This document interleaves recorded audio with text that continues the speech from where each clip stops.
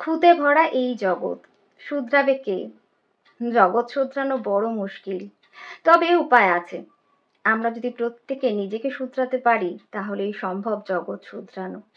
গল্পটি অবশ্যই শুনবেন। গল্পটি পুরনো হতে পারে আপনার শোনা, তবে কখনো কখনো গল্পের বিষয়বস্তু এতটাই গুরুত্বপূর্ণ হয় যে তা বারবার পড়া কিংবা শোনা বিফলে যায় না, বরং জীবনের কঠিন সত্য সামনে চলে আসে এবং তা পুনরায় পর্যবেক্ষণ করা সম্ভব হয়।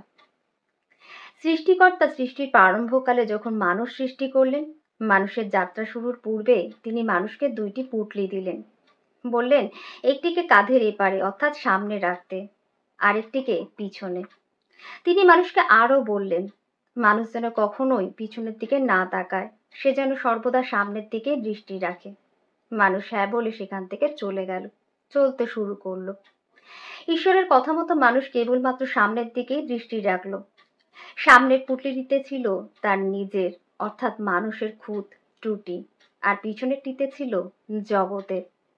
মানুষ যখনই সামনের দিকে তাকালো সে তার নিজের খুঁত দেখতে পেল, সে সেগুলিকে সংশোধন করলো। নিজের খুঁত সংশোধনের মধ্যে দিয়ে সে নিজেকে উন্নত করলো।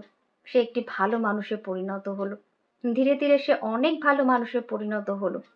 সে পিছনের দিকে কখনোই চাইল না। কিন্তু একদিন একটি জলাশয়ে মানুষ স্নান করতে গেল। স্নান করতে যাবার আগে সে জলাশয়ের কিনারে পুঁটলি দুটিকে রেখে গেল। স্নান সেরে সে যখন পুঁটলি দুটির কাছে এলো, সে বুঝতে পারল না কোন পুঁটলিটি পিছনের আর কোন পুঁটলিটি সামনে, কেননা দুইটি পুঁটলি একই রকমের দেখতে ছিল।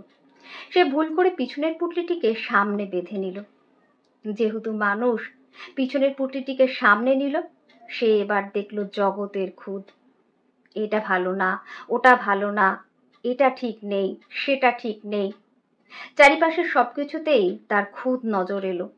গোটা পৃথিবী তার কাছে ত্রুটিপূর্ণ মনে হলো। বেচারা মানুষের পরিণাম খারাপ হতে লাগলো। নেতিবাচক আত্মা তাকে ঘিরে ধরল। সমগ্র পৃথিবী তার কাছে নরকে পরিণত হলো। তার পতন শুরু হলো। মানুষ নিজেই বুঝতে পারল না তার সাথে আসলেই হচ্ছেটা কি। সে ঈশ্বরের কাছে গেল কারণ জানবার জন্য। ঈশ্বর তাকে বোঝালেন, বললেন তুই যতক্ষণ তোর নিজের খুঁত দেখেছিস, সেগুলিকে সংশোধন করেছিস, আর তুই উন্নত থেকে উন্নততর মানুষে পরিণত হয়েছিস। কিন্তু যখনই তুই অন্যের খুঁত দেখতে আরম্ভ করেছিস, তোর পতন শুরু হয়েছে। হ্যাঁ বন্ধুরা, একদমই।